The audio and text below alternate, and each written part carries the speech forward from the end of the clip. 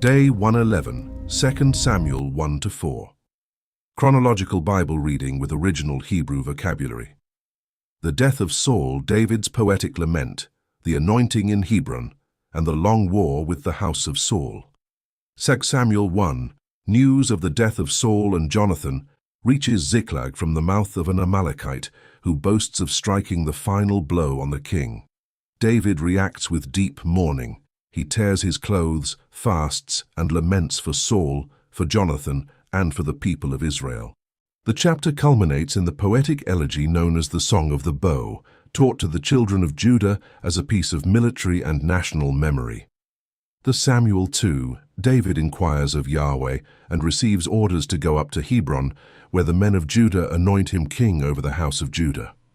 Meanwhile, Abner sets up Ishbosheth, son of Saul, as king over the remaining tribes. The clash between the two houses begins with a brutal 12-on-12 duel by the pool of Gibeon at the place that received the name Helkath Hazzurim. Asahel, brother of Joab and swift as a gazelle, pursues Abner and dies by the back end of his spear. 2 Samuel 3. War between the houses drags on, and David grows stronger while the house of Saul grows weaker. Abner falls out with Ishbosheth and opens negotiations with David, offering to deliver all Israel.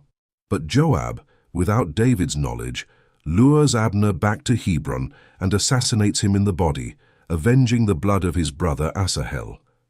David publicly mourns Abner and declares his innocence before Yahweh. 2 Samuel 4.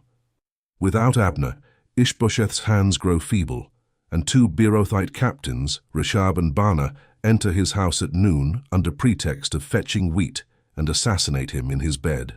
They bring the head to David expecting reward, but David treats them as he treated the Amalekite. He orders their execution with hands and feet cut off and publicly displayed by the pool of Hebron. The chapter also briefly introduces Mephibosheth, Jonathan's lame son. Today you will learn words like Mashiach Yahweh, the anointed of the Lord, Helkath Hazzurim, field of sharp blades, and Goel Hadam, the blood avenger. Tomorrow we continue the chronological plan with day 112. Remember to subscribe so you don't miss a single day of this daily Bible reading, and comment what stood out to you today, or a message to strengthen the faith of those who follow this journey with us.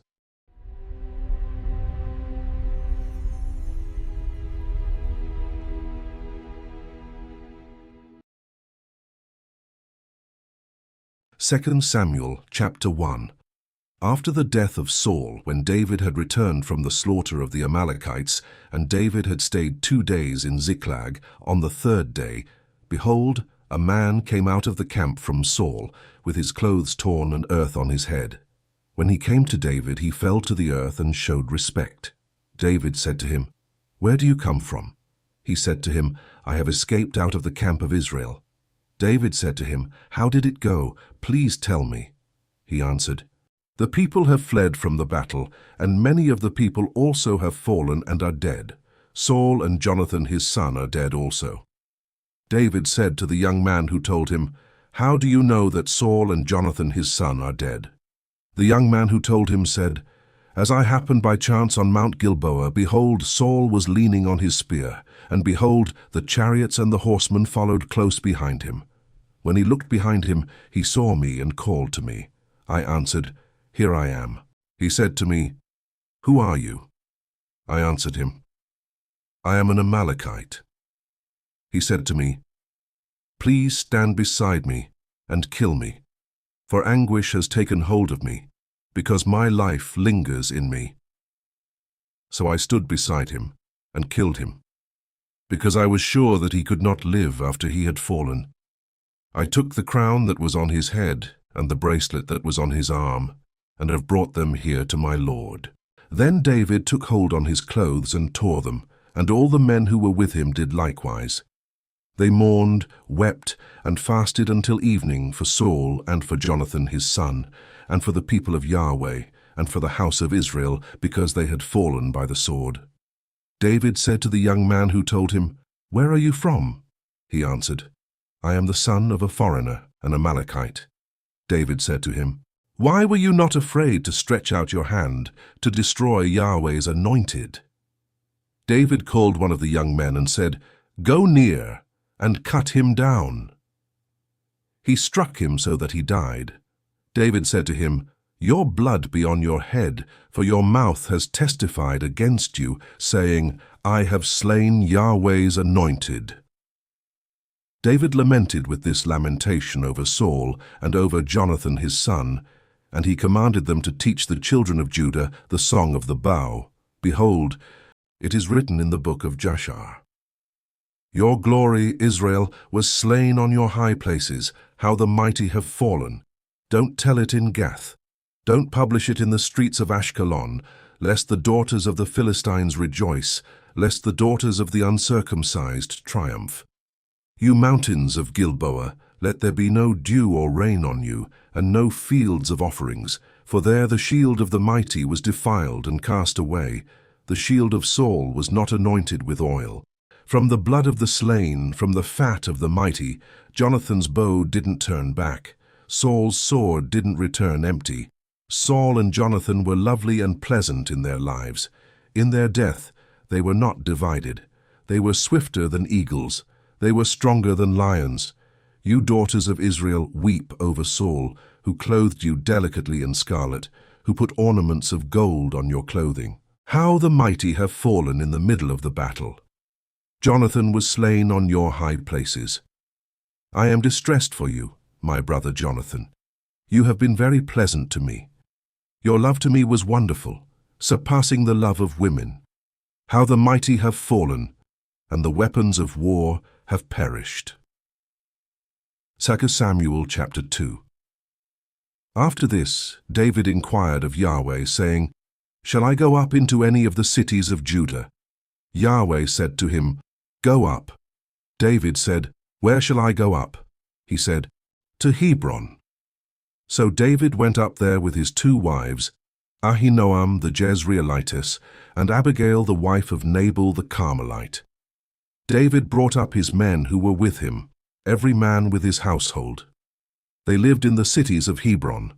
The men of Judah came, and there they anointed David king over the house of Judah.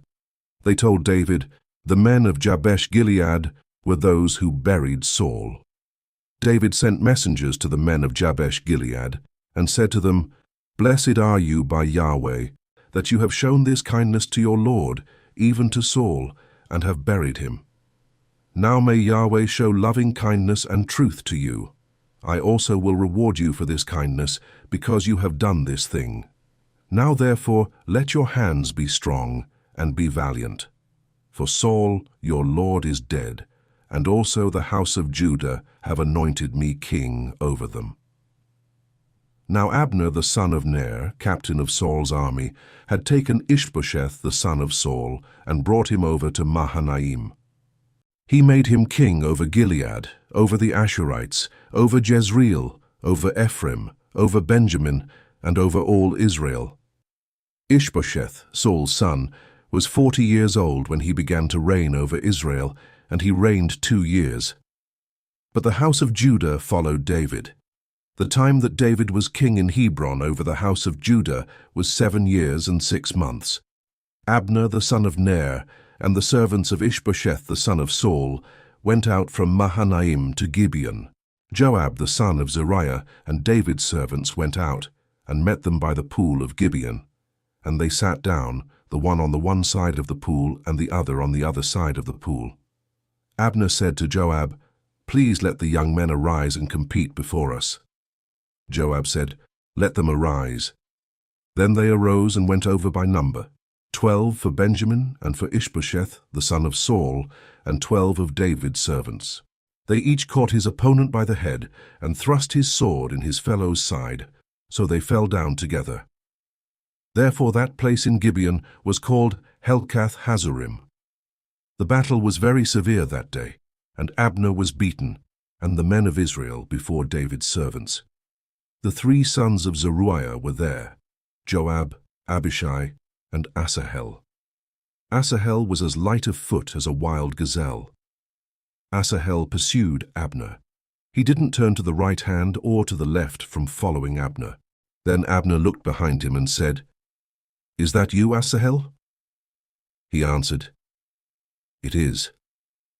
Abner said to him, "Turn away to your right hand or to your left, and grab one of the young men and take his armor." But Asahel would not turn away from following him.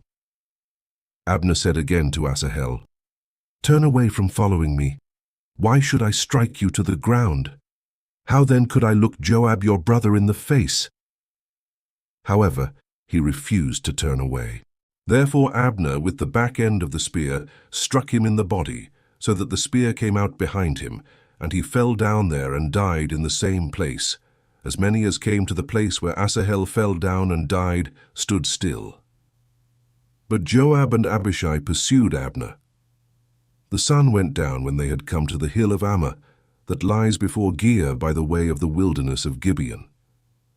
The children of Benjamin gathered themselves together after Abner and became one band, and stood on the top of a hill. Then Abner called to Joab and said, "Shall the sword devour forever? Don't you know that it will be bitterness in the latter end? How long will it be then before you ask the people to return from following their brothers?"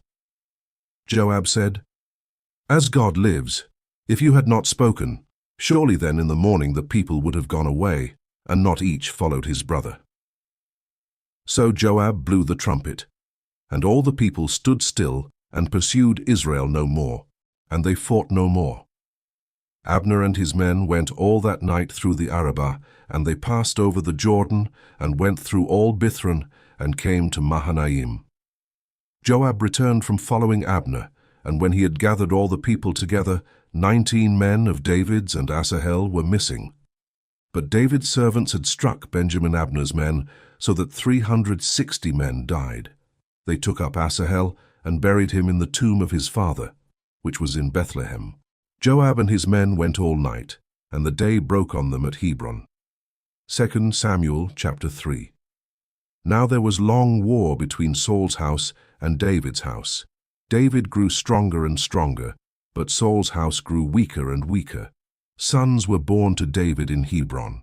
His firstborn was Amnon, of Ahinoam the Jezreelitess, and his second, Chileab, of Abigail, the wife of Nabal the Carmelite, and the third, Absalom, the son of Maacah, the daughter of Talmai, king of Geshur, and the fourth, Adonijah, the son of Haggith, and the fifth, Shephatiah, the son of Abital, and the sixth, Ithream of Eglah, David's wife. These were born to David in Hebron. While there was war between Saul's house and David's house, Abner made himself strong in Saul's house. Now Saul had a concubine, whose name was Rizpah, the daughter of Aiah, and Ishbosheth said to Abner, "Why have you gone in to my father's concubine?" Then Abner was very angry about Ishbosheth's words, and said, "Am I a dog's head that belongs to Judah? Today I show kindness to your father Saul's house, to his brothers and to his friends, and have not delivered you into the hand of David, and yet you charge me today with a fault concerning this woman. God do so to Abner, and more also, if, as Yahweh has sworn to David, I don't do even so to him, to transfer the kingdom from Saul's house, and to set up David's throne over Israel and over Judah, from Dan even to Beersheba."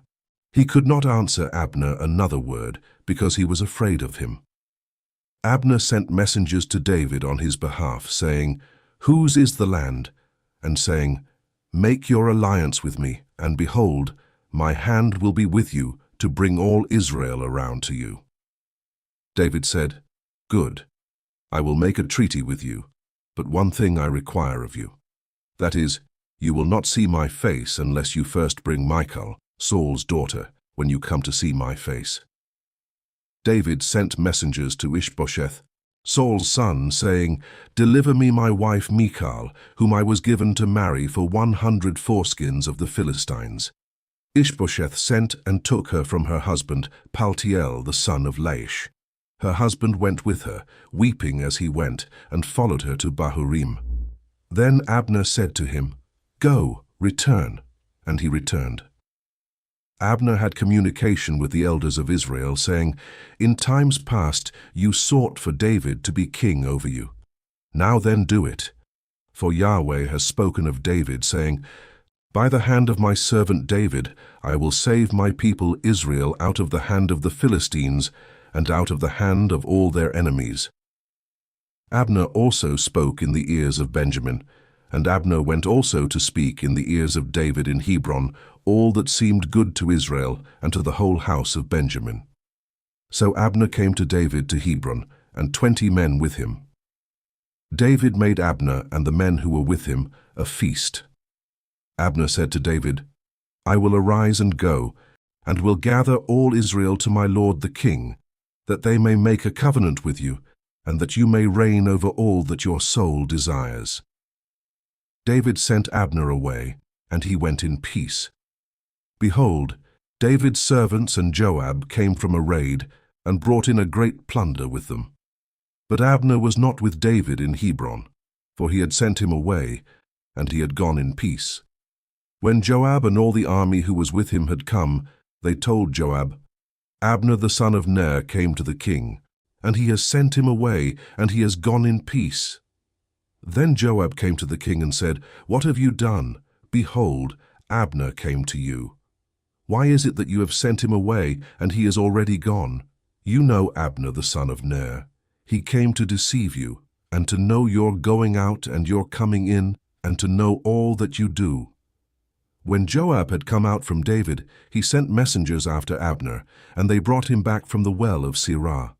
But David didn't know it. When Abner had returned to Hebron, Joab took him aside into the middle of the gate to speak with him quietly, and struck him there in the body, so that he died for the blood of Asahel his brother. Afterward, when David heard it, he said, I and my kingdom are guiltless before Yahweh forever of the blood of Abner the son of Ner. Let it fall on the head of Joab and on all his father's house. Let there not fail from the house of Joab one who has a discharge, or who is a leper, or who leans on a staff, or who falls by the sword, or who lacks bread. So Joab and Abishai his brother killed Abner, because he had killed their brother Asahel at Gibeon in the battle. David said to Joab and to all the people who were with him, Tear your clothes, and clothe yourselves with sackcloth, and mourn in front of Abner. King David followed the bier. They buried Abner in Hebron, and the king lifted up his voice and wept at Abner's grave. And all the people wept. The king lamented for Abner, and said, Should Abner die as a fool dies? Your hands weren't bound, and your feet weren't put into fetters. As a man falls before the children of iniquity, so you fell. All the people wept again over him. All the people came to urge David to eat bread while it was yet day. But David swore, saying, God do so to me, and more also, if I taste bread or anything else, until the sun goes down. All the people took notice of it, and it pleased them. As whatever the king did pleased all the people, so all the people and all Israel understood that day that it was not of the king to kill Abner the son of Ner. The king said to his servants, Don't you know that a prince and a great man has fallen today in Israel?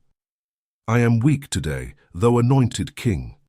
These men, the sons of Zeruiah, are too hard for me. May Yahweh reward the evildoer according to his wickedness. 2 Samuel chapter 4. When Saul's son heard that Abner was dead in Hebron, his hands became feeble, and all the Israelites were troubled.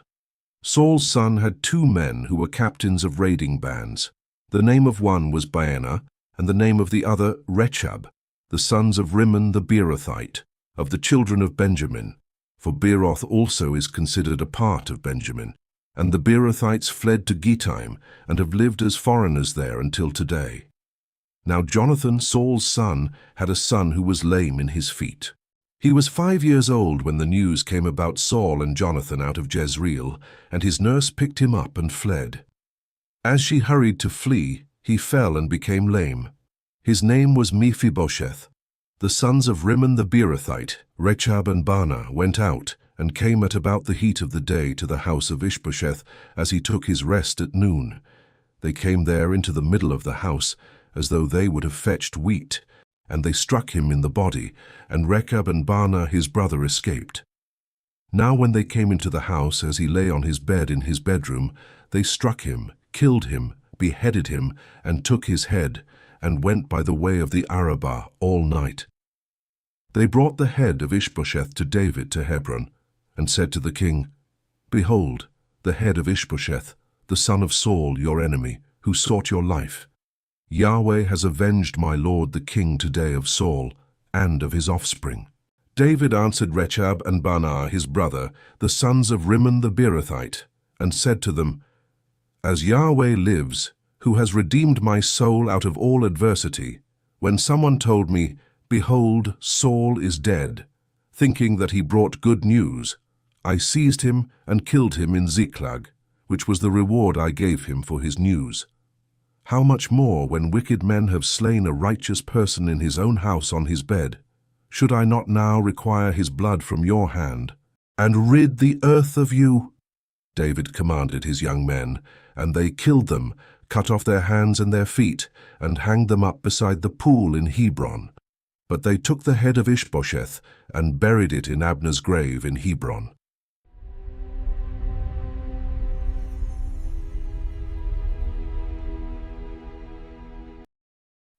We close here day 111 of our journey through the Word.